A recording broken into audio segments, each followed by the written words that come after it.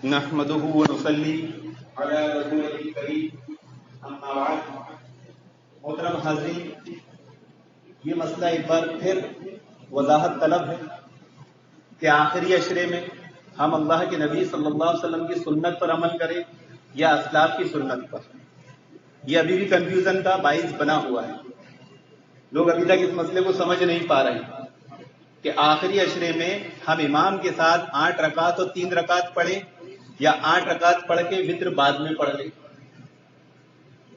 देखिए, ये जो बहस अभी तक चली आ रही है और आज तक तरावी के मसले पर जो बहस है, उसकी इल्लत, उसका खुलासा क्या है, एक जुमले में अगर बताना चाहूं और आप समझना चाहें, ये कि हमारा पूरा फोकस मोहम्मद रसूलुल्लाह सल्लल्लाहु अलैहि वसल्लम के तरीके की पैरवी करना है और इस तरीके से इन्हिराफ करने वालों को रोकना है।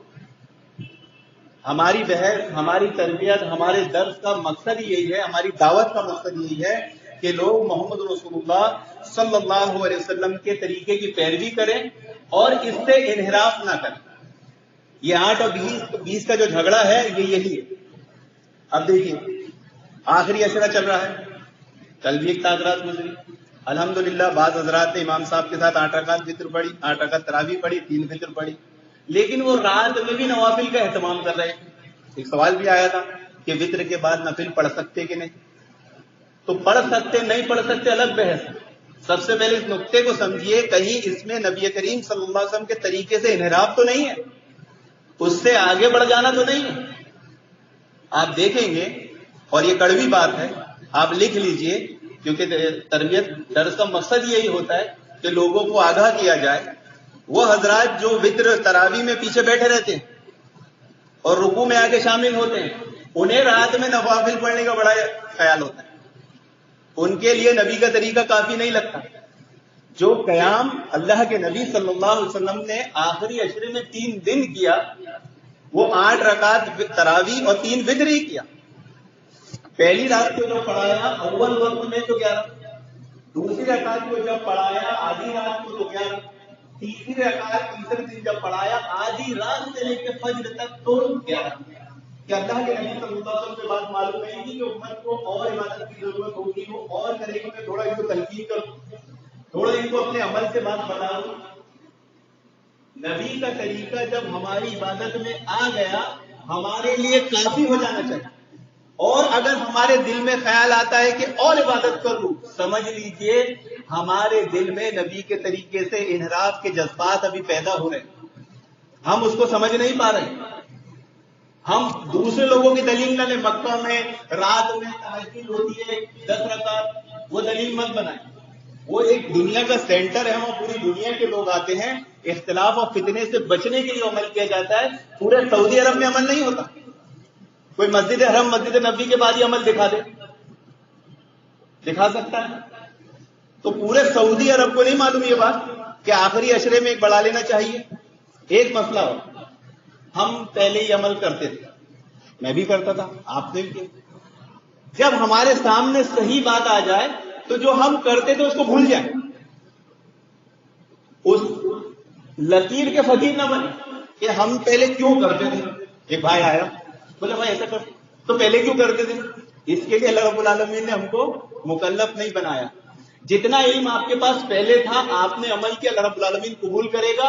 आज आपके पास जो इल्म आया, आप उसमें अमल करेंगे, अल्लाह रब्बुल आलमीन कबूल करेगा।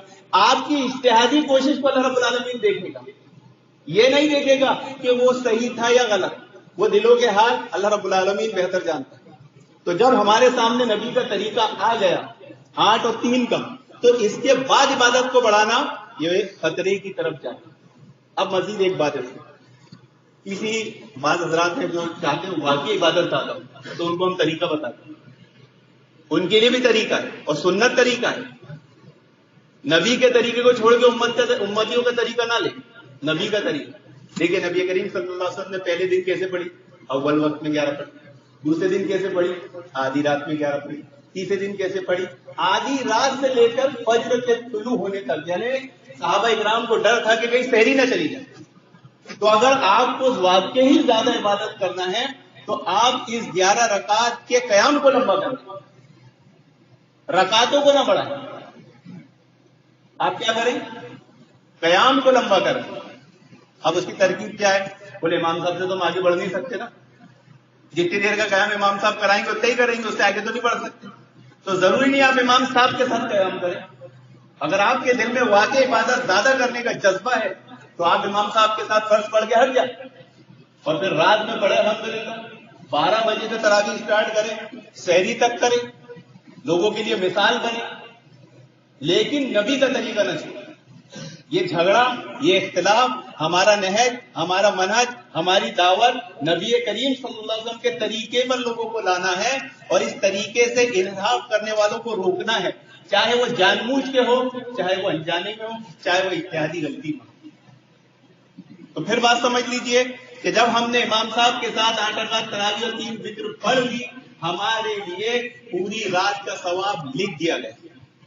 آپ کو پڑھ لی، مان لیا، ارے یار میں نے پڑھ لیا، اب کیا کروں رات بھر؟ بہت کام ہے کرنا. قرآن کی تلاوت کیجیے، قرآن کی تفسیر پڑھیے، احادیث کی بکیں ہیں وہ پڑھیے، دینی کتابیں ہیں وہ پڑھیے، نورانی قاعدہ یاد کریے، دعاؤں کی کتابیں وہ پڑھیے. 1 گھنٹے کا شیڈول بنائیے.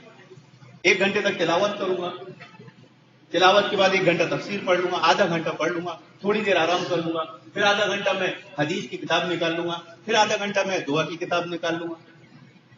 میں ایک سوال پوچھوں، اور امام صاحب نے بھی پوچھا تھا کہ جو ہم دعائے قنوت میں دعا پڑھتے ہیں یہ سیگا کون سا ہے؟ تو جمع کا سیگا استعمال کرتے ہیں کہ امام صاحب پوری جماعت کو نماز پڑھانا. ہماری جماعت میں سے کسی بندے کے دل میں یہ بات آئی کہ آؤ میں امام صاحب کے پاس بیٹھ کے یہ جمع کا سیگا سیکھ لوں، یہ دعا سیکھ لوں. پورا رمضان نکل گیا کہ امام صاحب یہ جمع کا سیگا پڑھ رہے، ہم تو واحد کا سیگا پڑھتے تھے آج تک، تو آؤ میں بیٹھ کر سیکھ لوں. تو جو سیکھنے کی چیز ہے محترم حاضرین، اس کی طرف ہماری توجہ نہیں ہے. ہاں مسئلے مسائل میں ہم برابر الجھے، اور خاص کر کے تاک رات میں میں آپ کو پھر نصیحت کرتا ہوں، اللہ تعالیٰ کا تقوی اختیار کیجیے. اور بڑے ہی خوش نصیب ہیں وہ لوگ جو ایک آخری عشرے میں اعتکاف میں بیٹھے ہیں، اور ہم بھی بڑے ہی خوش نصیب ہیں کہ اللہ رب العالمین نے ہم کو رمضان نصیب کر دیا. کیونکہ رمضان سے پہلے ہم دعا کرتے تھے کہ اللہ اس رمضان تک پہنچا دے. آج اللہ رب العالمین نے پہنچا دیا ہے تو ہماری ذمہ داری بنتی ہے ہم اس رمضان کی خدمت کریں اور اس رمضان میں اعتکاف کرنے والوں کی خدمت کریں، ان کو کسی طرح کی تکلیف ایزا نہ پہنچائے. مسائل پوچھ کے بھی پہنچائی جاتی ہے، مسائل پوچھ کے بھی تکلیف پہنچائی جاتی ہے. آدمی عبادت میں لگا، اس کے بعد چلے گا مسئلہ پوچھ، اس کو باتوں میں لگا دیا. اب 2 لوگ جب مسجد میں باتیں کریں گے تو وہ دلیل بن جائے گی، پھر ادھر 2 لوگ کریں گے، ادھر 2 لوگ کریں گے. الحمدللہ کل کی رات میں بہت اچھے طریقے سے لوگوں نے اعتکاف کیا، بہت اچھے طریقے سے عبادت کی. تھوڑی بہت مس یوز کہیں نہ کہیں رہتا ہی ہے، لیکن اسی جوش جذبے سے اگر ہم کریں گے انشاءاللہ ہمارا اعتکاف اس برہان پور شہر کے لیے دعوت بنے گا. اور یہ ہر فرد کی ذمہ داری ہے، یہ صرف مسجد انتظامیہ کی ذمہ داری نہیں ہے، آپ کی اپنی خود کی ذمہ داری ہے.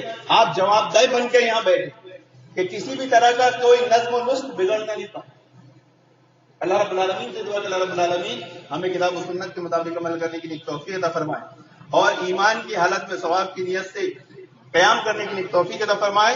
آمین یا رب العالمین. وآخر دعوانا الحمدللہ رب العالمین. اگر کسی بھائی کو کوئی بات نہیں سمجھ میں آئی تو پوچھ لیجیے.